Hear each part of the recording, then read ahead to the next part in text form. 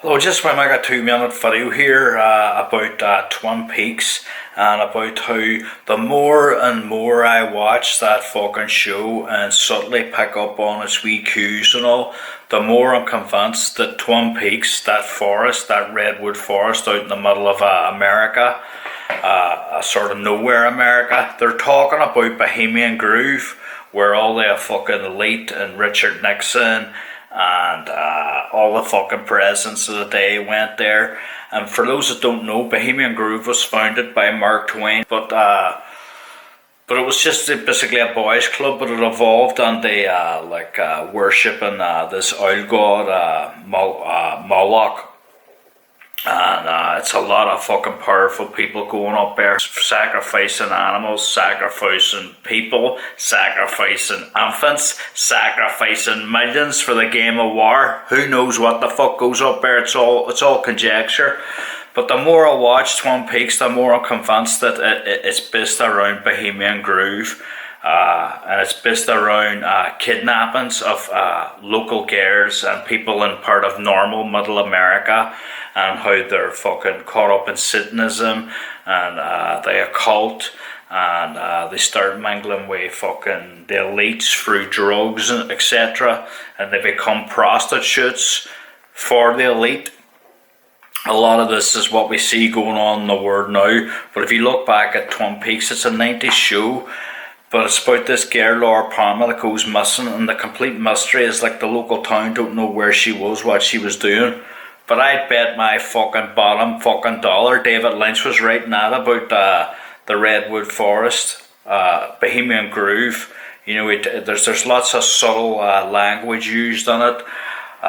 They talk very much about the esoteric, but there's loads of references to the 1A, covering the 1A. The sort of brothel prostitute place where all the fucking semi-rich people go. That's called 1A Jacks, and there's a heavy reference to the owls. A lot of people talk about owls and the owls swept in and all this here. Further, what I mean about owls is, like, even if you look at a dollar bill, there's lots of owls hidden on the dollar bill. You know, look it up, it's famous. It's well-known fact now.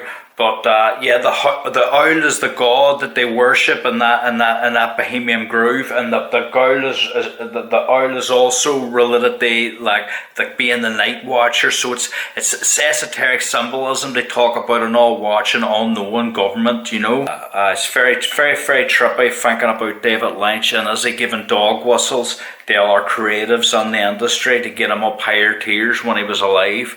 Because if you also watch Mulholland Drive, it's all talking about that same backwards underbelly that exists behind everything.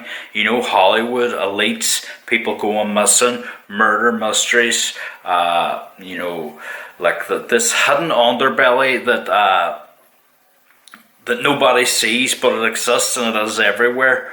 I think that's what a lot of David Lynch's work talks about. I forget the name of that film. He done a film too with Kay McLaughlin, Dennis Hopper. You may remember he had the oxygen mask.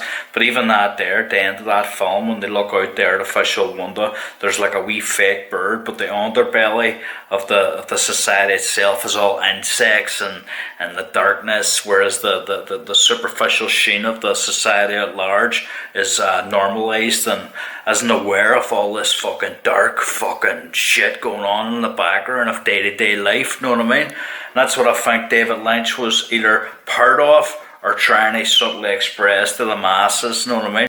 But even if you look at the fact that it was her father that ended up turned out to kill her, that points to a sacrificial element. He sacrificed his own kin to get higher up in the echelons of power. And if we look at today and all this twisted word that's going on, that's what these people do. They sacrifice their kin.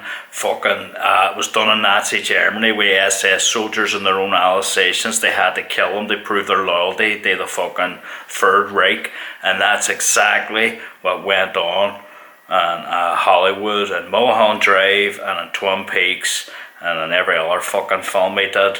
He either was willingly aware of it or willingly trying to get the information out there with anybody with a keen eye. Or else he was just a fucking madman.